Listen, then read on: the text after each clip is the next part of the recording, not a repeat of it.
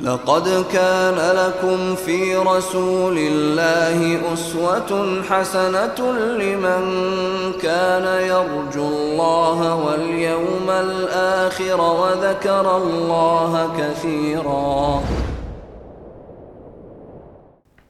Assalamualaikum warahmatullahi wabarakatuh. Innal hamdalillah nahmaduhu wa nasta'inuhu wa nastaghfiruh wa na'udzu billahi min shururi anfusina wa sayyiati a'malina may yahdihillahu fahuwal muhtadi wa may yudlil falan tajida lahu waliyyan mursyida. Asyhadu la ilaha illallah wahdahu la syarika lahu wa asyhadu anna Muhammadan 'abduhu wa rasuluhu alladzi la nabiyya ba'dah. Wa qala Allah subhanahu wa ta'ala ya ayyuhalladzina amanu taqullaha haqqa tuqatih wa la tamutunna illa wa antum muslimun. Wa qala 'azza man qala ya ayyuhalladzina amanu taqullaha wa qulu qawlan sadida yuslih lakum a'malakum wa yaghfir lakum dhunubakum wa may yuti'illaha wa rasulahu faqad faza fawzan 'azima. Ya ayyuhan nasu taqu rabbakumul ladzi khalaqakum min nafsin wahidah wa khalaqa minha zawjaha wa batha minhuma rijalan katsiran wa nisaa'a wattaqullaha alladzi tasaaluna bihi wal arham innallaha kana 'alaikum raqiba. Amma ba'du, inastaqal hadithi kitabullah wa khairul hadi hadi Muhammad sallallahu alaihi wasallam wa syarrul umur muhdatsatuha wa kullu muhdatsatin bid'ah wa kullu bid'atin dhalalah wa kullu dhalalatin finnar. Kaum muslimin dan kaum muslimat, para pemirsa Rosyad TV dimanapun Anda berada, alhamdulillah kembali kita bertemu dalam kajian kitab Al-Muallim Al-Awwal. Kita telah membahas metode dalam pengajaran, yaitu hendaklah seorang guru, seorang pengajar, seorang muallim menyesuaikan metodenya, bahasanya sesuai dengan daya nalar muridnya. Ya, harus disesuaikan agar mereka mudah memahami apa yang sedang diajarkan oleh sang guru. Kita lihat metode yang berikutnya, usbul muhawarati wal iqna'il aqli, yaitu dengan cara hewar, diskusi, dan al-iqna' ini meyakinkan dia, ya, bisa diterima oleh akalnya. Takhtalifu uqulun nasi wa madarikuhum min haitsul fahmi. Masing-masing orang itu punya daya tangkap, punya daya nalar yang berbeda-beda. Wa sur'atul istijabah, dan juga daya kecepatan mereka dalam memahami. Wa yakhtalifun nasu aidan min haitsu qiyadi wa taslim li syar'illahi wa amrihi wa nahihi. Demikian juga orang-orang itu akan masih berbeda juga terkait dengan bagaimana ketaatannya dan penerimaannya terhadap syariat Allah Subhanahu wa taala. Apakah dia perintah ataukah dia larangan. Begini ikhwah, tidak semua orang bisa langsung menerima sabda Nabi Shallallahu Alaihi Wasallam. Tidak semua orang bisa langsung menerima wahyu dari Allah Subhanahu Wa Taala. Terutama kalau isi wahyu tersebut ataupun isi dalil tersebut berbeda dengan kebiasaan yang biasa dilakukan di tengah-tengah masyarakat. Ya, maka tentunya ini perlu ada, untuk meyakinkan itu, maka perlu di sana ada diskusi, perlu ada iqna', ya, meyakinkan dia bisa diterima oleh akalnya. Demikian ikhwah. Kalau tidak akan kesulitan. Ya. Jadi tidak semua orang yang bisa langsung menerima, nggak bisa. Ada yang mungkin dia pikir-pikir dulu, ada yang alot, kadang-kadang bahkan ada yang menentang. Ya, tidak bisa dia menerima apa yang kita ucapkan, karena bagi dia suatu hal yang dia rasa suatu hal yang asing. Kenapa selama ini tidak tahu? Ya. Seperti misalnya mungkin banyak orang-orang Indonesia yang baru tahu bahwasanya musik itu haram. Ya. Selama bertahun-tahun, bahkan yang usia sudah 50 tahun baru kali ini dia dengar bahwasanya adanya hadis yang mengharamkan musik.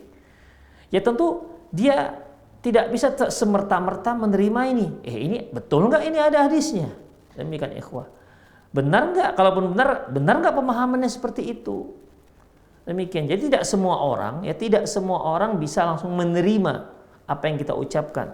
Walaupun yang kita ucapkan itu Quran, walaupun yang kita ucapkan itu adalah hadis Rasulullah sallallahu alaihi wasallam. Demikian ikhwah rahimanallah wa iyyakum. Apakah itu larangan Allah ataukah perintah Allah Subhanahu wa taala? Faminhum man la yaqna' bid-dalili illa idza zaharat lahul hikmah min dzalika tasyri'.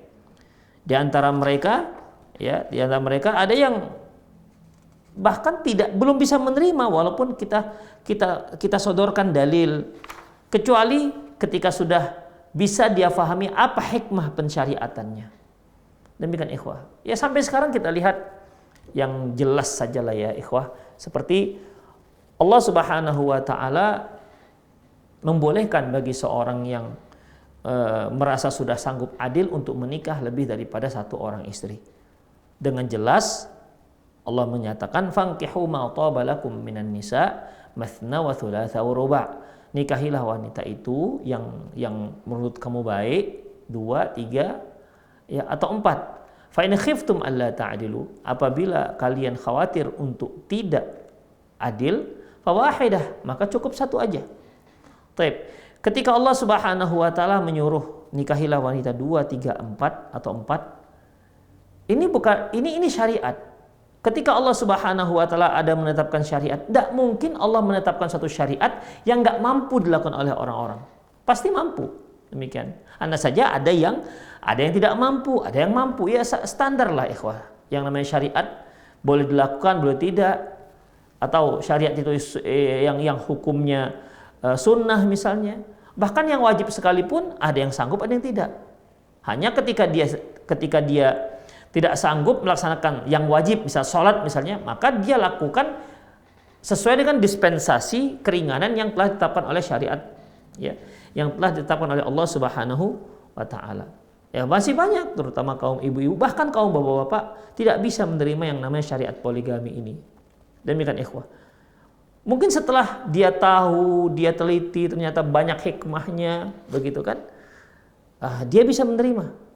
Demikian. Apalagi banyaknya orang-orang yang menurut berita-berita yang sampai kepadanya banyak yang gagal.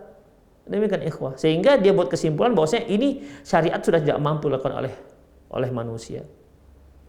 Demikian ikhwah rahimanallah wa iyyakum. Ya. Jadi dalam masalah ini syariat namanya, ada yang bisa langsung menerima, ada yang mikir-mikir dulu, ada yang bahkan mengingkari. Seperti contoh lain ikhlas seperti qisas misalnya, hukum qisas. Allah Subhanahu wa taala menyatakan dalam Al-Qur'an, "Walakum fil qisasi hayatun ya ulil albab." Sesungguhnya qisas itu hukum qisas, ya. Hukum qisas itu di balik itu ada kehidupan, wahai orang-orang yang mau berpikir. Allah katakan itu ada kehidupan di sana. Namun kan tidak bisa semua orang menerima itu. Bagi mereka kenapa kok ada kehidupan? Bukankah ini mematikan seseorang? Setelah si A membunuh si B, kemudian si A kemudian dibunuh, berarti kan dari 2 nyawa yang lenyap. Bagi mereka ini suatu hal yang nggak masuk akal, bahkan tidak di luar daripada peri kemanusiaan. Demikian ikhwah, itulah yang namanya manusia, berbeda-beda dalam penerimaannya.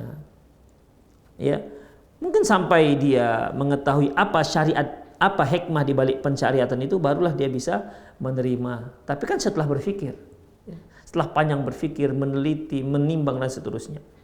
Wa minhum may yakfi dalil yaqif 'indah. Ada juga yang ada dalil, oke, aman. Ya, pokoknya setiap ada dalil aman, dia bisa terima. Sami'na wa ta'na. Demikian ikhwah. Seperti halnya para sahabat dahulu, Umar bin Khattab radhiyallahu anhu, seperti yang pernah kita bahas ikhwah, ketika Umar bin Khattab menyatakan, memberikan pengumuman kepada kaum muslimin, kepada masyarakatnya, ya, Umar bin Khattab mengatakan, Sesungguhnya aku tidak pernah mendengar sahabat dan Rasulullah dan para sahabat memberikan mahar lebih daripada 400 dinar, 400 dirham. Kemudian Umar bin Khattab membatasi, oleh karena itu jangan lagi ada yang kudengar memberikan mahar pernikahannya lebih daripada 400 dirham. Hingga akhirnya ada seorang wanita yang negur, mengkritik Umar bin Khattab waktu itu sebagai khalifah. Ya Amirul Mukminin, Anda membatasinya, sementara Allah Subhanahu wa taala tak membatasinya. Wa ataitum ihdahunna qintara, dan kalian memberikan kepada mereka sebagai mahar dengan uang yang banyak, nilai yang banyak. Kenapa Anda membatasinya sementara Allah Subhanahu wa taala tidak membatasinya? Apa kata Umar bin Khattab? Ya kalau gitu Umar bin Khattab salah.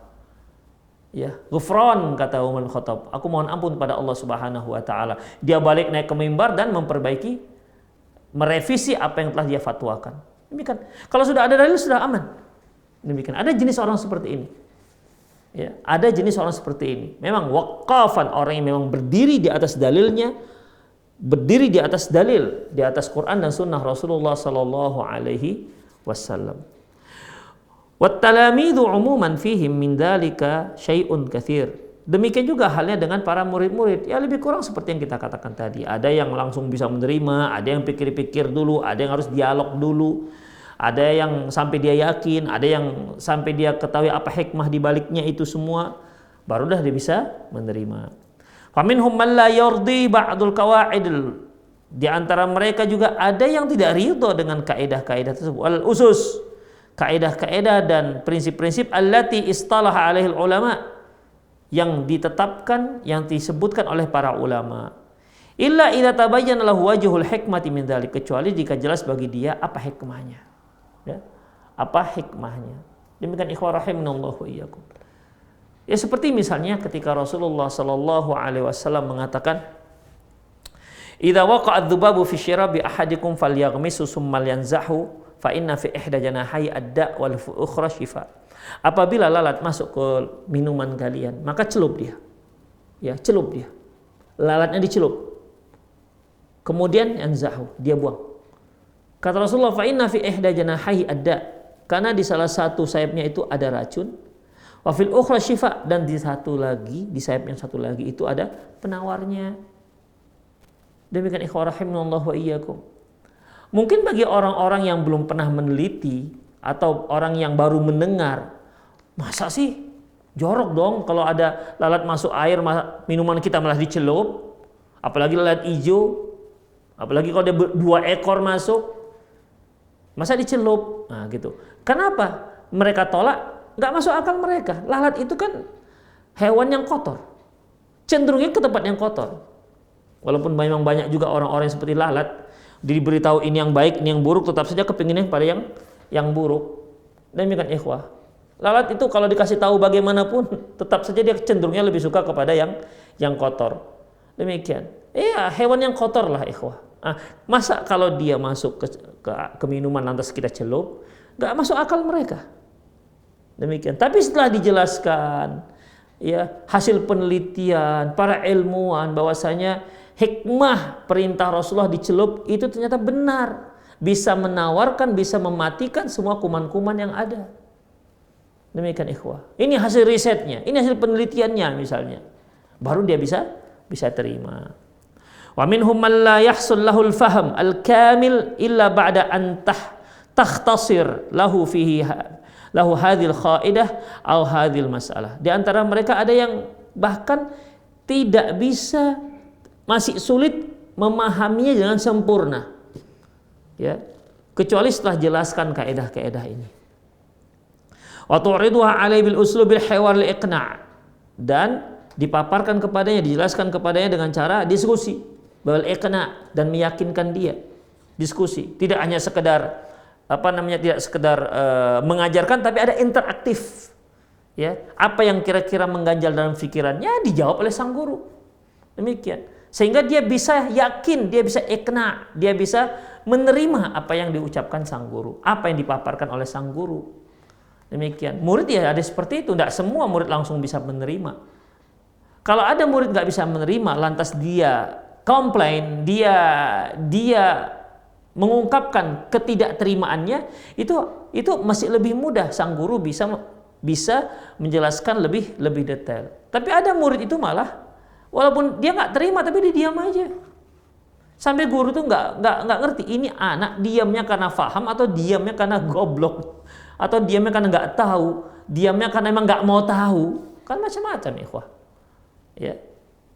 Banyak berbagai macam jenis murid. Ada yang diam karena sudah faham. Ada yang diam memang kurang faham. Demikian. Ada yang diamnya emang nggak paham.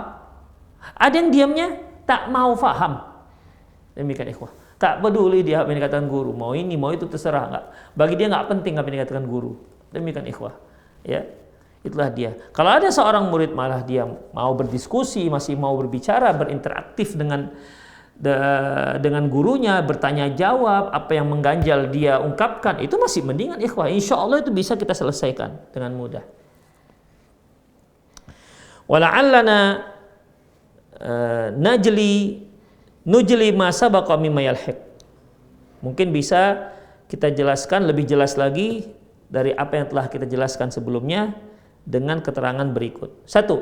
Akhrajal Imam Ahmad, diriwayatkan oleh Imam Ahmad an Abi Umamah taqala, dari Abi Umamah radhiyallahu anhu qala, dia berkata, inna syabban atan nabiyya sallallahu alaihi wasallam faqala ya Rasulullah idzan li bizina. Ada seorang pemuda datang menghadap Nabi sallallahu alaihi wasallam dan berkata, ya Rasulullah, izinkan aku untuk berzina. Ya. Izinkan aku untuk berzina. Bolehkan aku berzina. Ya, bagi orang-orang yang terbiasa dengan syariat, mungkin kalau ada yang bertanya seperti minta izin seperti ini, mungkin diletupkan sekali kan begitu ikhwan. Ya. Mungkin dimarah, kamu ini apa? Nggak ngerti kamu hukum syariat. Dan mungkin begitu ikhwah rahimanallahu wa iyyakum. Ya. Ya. Kalau ada murid kita, Pak Ustadz, izinkan saya berzina. Ya, ini kan sudah sangat awam ikhwah, sangat awam. Ya, kita tidak tahu bagaimana cara orang berpikir, atau mungkin bagi dia zina itu apa sih masalahnya, kenapa harus dilarang? Nah, demikian. Ya, apa masalahnya kok dilarang-larang? Bagi dia mungkin itu suatu hal yang enak, itu termasuk bunga-bunga hidup menurut dia, kebiasaan. Ya. Makanya dia minta izin tanpa malu-malu ikhwah. Ya, tanpa malu-malu. Fa aqbal qaum alaihi fajazaruhu. Ya. Maka orang-orang pun datang, lantas mencelanya nih, mencela orang ini. Ya, karena permintaan yang aneh. Ya, permintaan yang aneh. Para sahabat yang mendengar itu geram, ikhwah. Ini orang minta izin berzina. Apa dia nggak mikir gitu? Demikian. Makanya para sahabat fazajaruhu, mereka cela ini, kamu ini gimana dan seterusnya.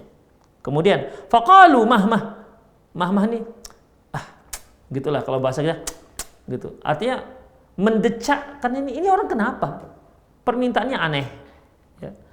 Kemudian faqala Rasulullah SAW al-muallim al-awwal. Rasulullah ada guru pertama. Beliau tahu menghadapi orang-orang seperti ini. Ya, dia dengan santai mengucapkan itu, meminta permintaan seperti itu tanpa ada rasa malu-malu. Berarti kan ada sesuatu yang dia pikirkan, yang ada sesuatu yang dia belum memahami. Mengapa Islam itu melarang berzina? Ya, ada sesuatu yang belum dia pahami. Makanya dia dengan santai, dengan tanpa malu-malu minta izin pada Rasulullah untuk dibolehkan berzina. Faqala udunu, kata Rasulullah, nih dekat. Mari dekat. Ya, maka para sahabat pun mendekatkan laki-laki ini. Fadanna minhu qariban. Qala fajalasa. Maka kami pun dekatkan orang ini dan duduk. Qala, lantas Rasulullah bersabda kepada laki-laki ini. Ya. Beliau tidak katakan boleh, tidak katakan silahkan, enggak. Beliau tidak ucapkan itu. Belum mengucapkan itu sedikit pun. Ya. Ketika laki-laki itu bertanya seperti itu, beliau tidak mengatakan, enggak boleh, haram, masuk neraka, enggak begitu. Ya. Beliau tidak sebutkan apa hukumnya, beliau tidak sebutkan larangannya, belum. Beliau memberikan muqaddimah.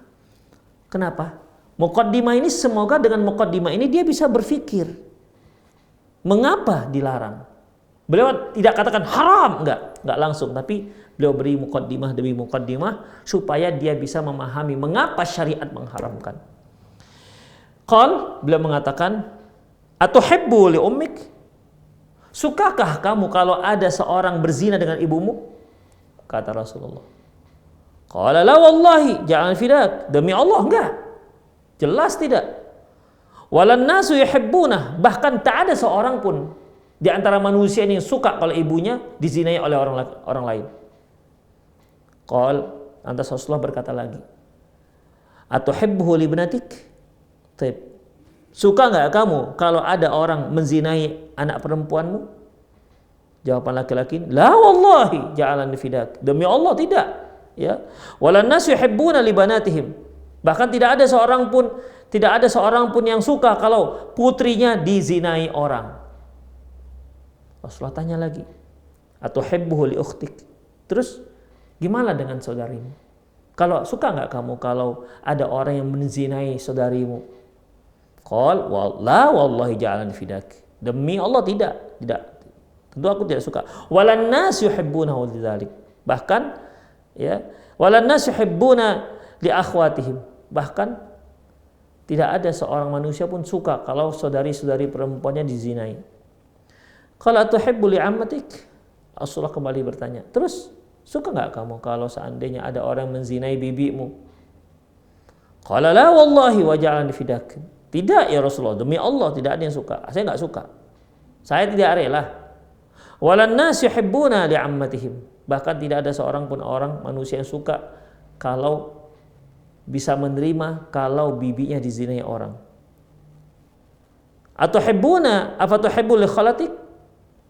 Apakah kamu suka juga kalau itu diperlakukan untuk bibimu dari pihak ibumu? Artinya, apakah kamu redha kalau ada laki-laki yang menzinai saudari ibumu? Kembali jawabannya seperti tadi, ikhwah. Kemudian qala Rasulullah sallallahu alaihi wasallam, jawabannya nggak ada, dia laki-laki ini nggak akan mau, ya, nggak ada yang dia suka. Lantas Rasulullah SAW lantas Abu Umamah mengatakan fawadha ayadahu alaihi. Lantas Rasulullah SAW meletakkan tangannya di laki-laki ini dan berdoa, Allahumma ighfir dzambah, ya Allah ampunkan dosanya, wa tahhir qalbah, dan sucikan hatinya, wa hassin farjah, dan sucikan kemaluannya, dan sucikan kemaluannya. Ikhwah, ini doa luar biasa, ikhwah. Sahabat yang mendengar itu, ya dia kalau bisa dia yang mendapatkan doa khusus itu. Bayangkan, ya Allah ampuni dosanya, sucikan hatinya, dan jaga kemaluannya dari hal-hal yang maksiat. Masya Allah, doa Rasulullah Sallallahu Alaihi Wasallam didengar oleh para sahabat. Sahabat tadi yang datang, mereka sempat mencela, ternyata tidak mendapat doa dari Rasulullah Sallallahu Alaihi Wasallam dengan doa yang luar biasa. Falam yakun ba'da dzalikal fata yaltafit ila syai'. Sejak saat itu pemuda itu tidak pernah sedikit pun melakukan perzinahan. Bahkan terbetik dalam hatinya pun tidak. Begitulah ikhwah rahimanallah wa iyyakum. Jadi permasalahan yang terkait dengan kajian kita bahwasanya ya, Rasulullah SAW tidak mengatakan haram, tapi beliau bawa dulu ya muqaddimahnya agar dia bisa memahami. Fa fi hadzal hadis nalmisu 'azamata Rasulullah wa husna ta'limihi wa ta'amulihi fi hadzal mauqif. Dari hadis ini bisa kita lihat bagaimana keagungan Rasulullah SAW, bagaimana uslub ataupun metode pengajaran Rasulullah SAW, bagaimana beliau bermuamalah dengan orang seperti itu.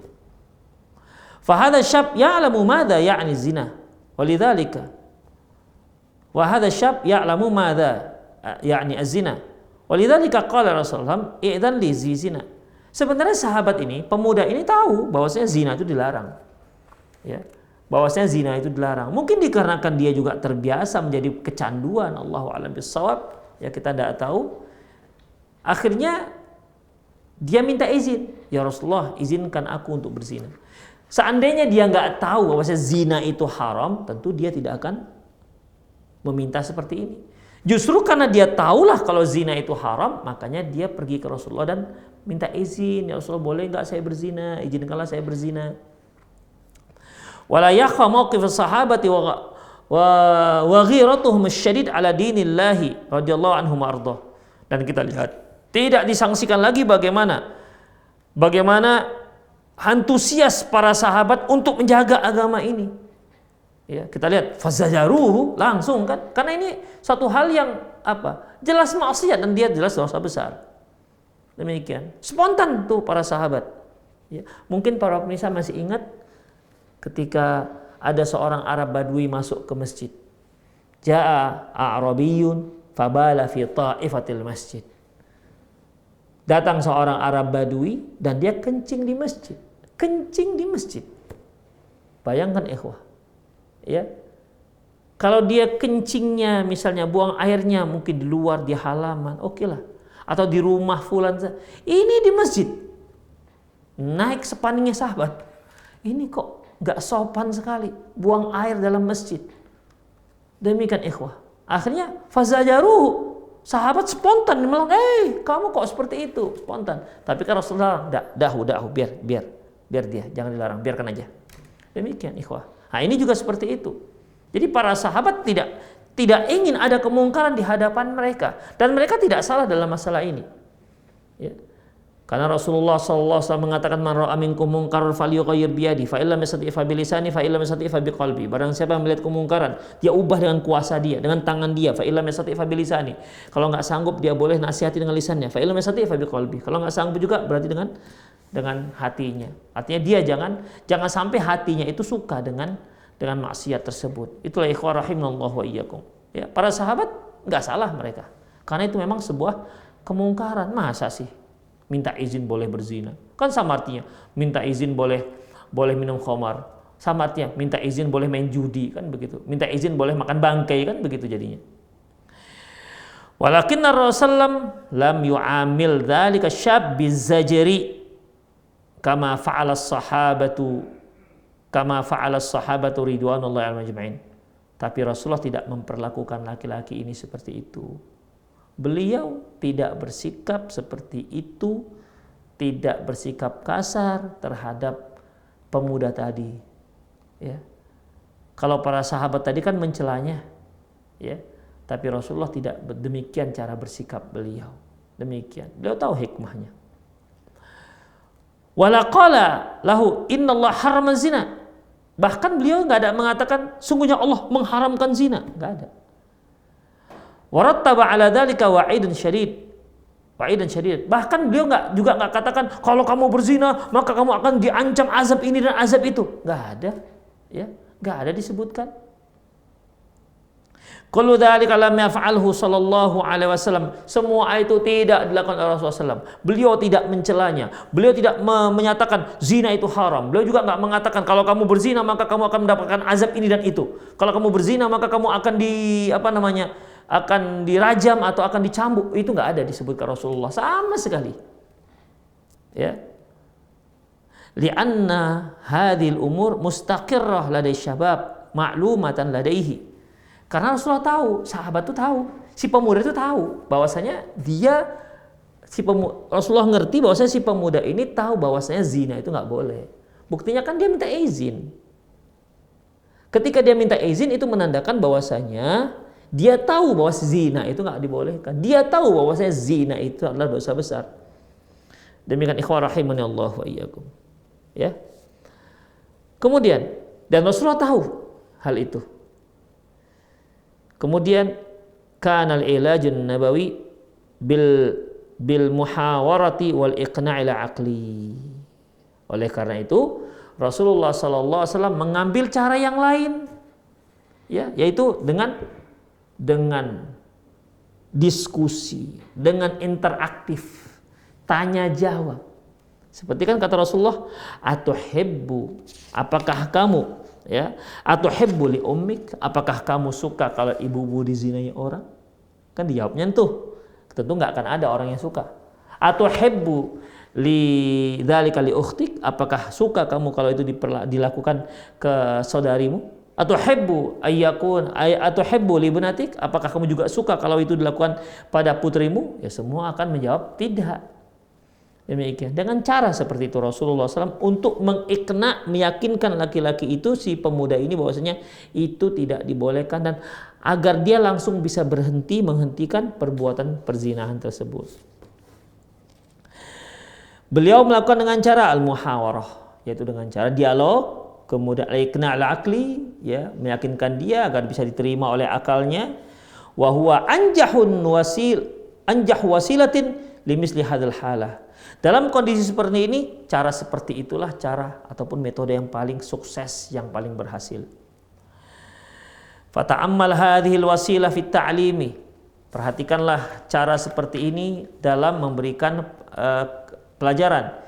yatabayyana laka 'azmatul muallimul awwal sallallahu alaihi wasallam, maka akan jelas bagimu bahwasanya bagaimana keagungan muallim al-awwal sallallahu alaihi wasallam, guru yang pertama sallallahu alaihi wasallam.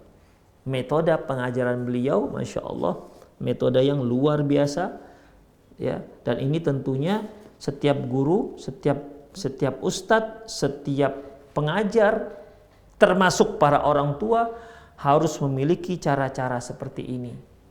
Dia harus punya insting, dia harus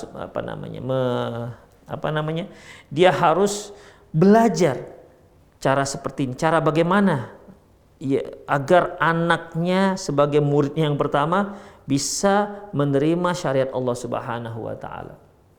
Demikian ikhwah rahimanallahu wa iyyakum. Ya, masalah sekarang misalnya kita punya anak, masalah yang paling berat sekarang ini apa? Pengaruhnya sangat besar, HP misalnya. Taib, kita sudah terlanjur memberikan HP kepada anak kita dan mereka bebas menggunakannya. Gimana caranya? Agar kita bisa mengontrol mereka pakai HP, agar mereka tidak hanyut dengan HP mereka. Gunakan dengan cara hewar, ya. Gunakan dengan cara diskusi, panggil dia, demikian. Sehingga si anak itu kalaupun dilarang dia paham kenapa dilarang. Kalaupun dia dihukum, dia paham kenapa dihukum. Jangan sampai kita menghukum anak kita, dia nggak tahu apa salahnya. Ya, kenapa? Karena tidak adanya komunikasi sebelumnya. Ya. Dan kalaupun kita menghukum, dia paham bahwasanya kita tuh tidak suka menghukum. Demikian. Ketika kita menghukum, dia paham bahwasanya kita itu sayang dengan dia, makanya kita hukum. Yang seperti ini kalau tanpa komunikasi kan tentu nggak bisa, ikhwah. Harus bisa berkomunikasi dengan anak kita. Misalnya dia melakukan sebuah kesalahan, ya. Udah kita panggil, kita bicarakan bahwasanya dia telah melakukan kesalahan. Di mana kesalahannya? Sebabnya begini. Oh, mungkin dia tadi yang nggak tahu bahwasanya itu sebuah kesalahan. Nah, kalau dia seorang anak yang pintar, dia akan menyangkal. Itu nggak salah, nah, begitu kan? Ya, kita lah orang tua harus lebih pandai dibandingkan anak kita. Jangan anak kita lebih pandai dibandingkan kita. Udah, kemudian setelah mereka bisa menerima, udah, berarti kan harus ada komunikasi. Gimana kalau dilanggar lagi peraturan itu misalnya?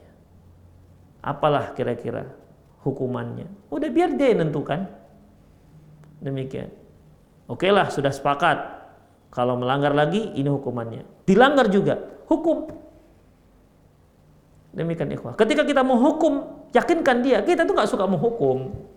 Ya, kita nggak suka menghukum. Kita tuh bukan algojo yang suka pukul-pukul orang. Kesan kepada mereka kita itu menghukum ini karena sayang pada dia.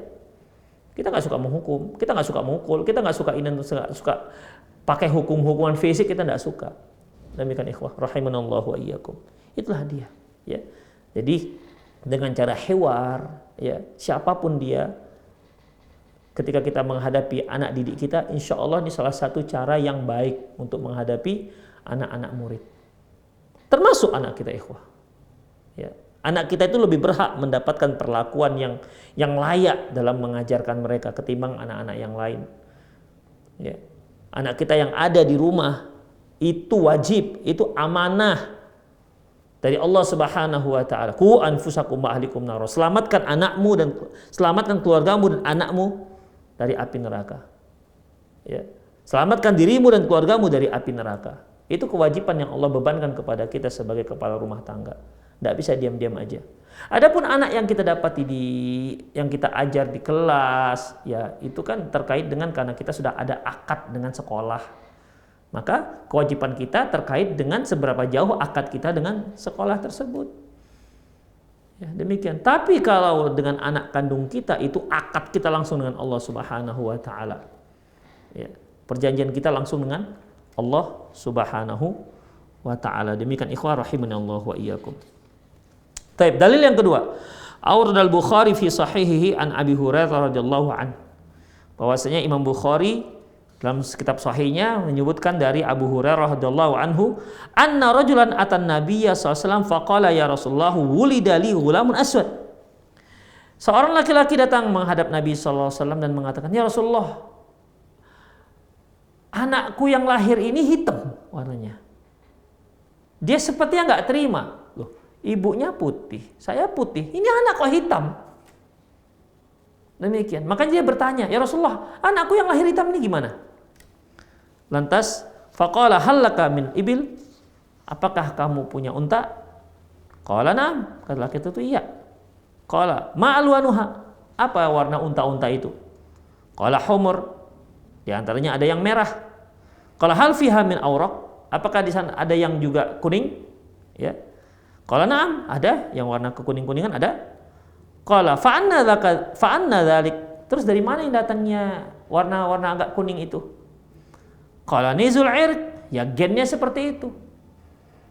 Misalnya induk unta warnanya putih, kemudian jantannya putih, anaknya ini kan bisa merah, ya, bisa merah, bisa kuning, demikian ikhwah, bisa putih juga. Terus yang kuning dari mana? Tentu kan dari induk-induknya sebelumnya. Itu disebut dengan nazul irq, naza'ahu irqun. Bahwasanya ada gennya dari induk-induk sebelumnya. Fala'alla ibnuka hadza naz'ahu. Sepertinya anakmu seperti itu. Jadi jangan sampai kamu mengingkari bahwasanya itu merupakan bukan anakmu gara-gara berbeda warna. Demikian ikhwah rahimanallahu wa iyyakum. Lantas apa hubungannya hadis ini dengan pembahasan kita? Ya. Apa hubungan hadis ini dengan pembahasan kita? Insyaallah akan kita bahas di kajian yang akan datang. Demikian aku qouli hadza wa astaghfirullah li wa lakum wal lisal muslimin innahu wal ghafurur rahim. Kita akhiri dengan doa kafatul majlis.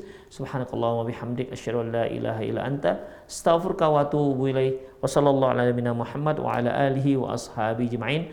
Wa akhiru da'wana alhamdulillahirabbil alamin. Assalamualaikum warahmatullahi wabarakatuh.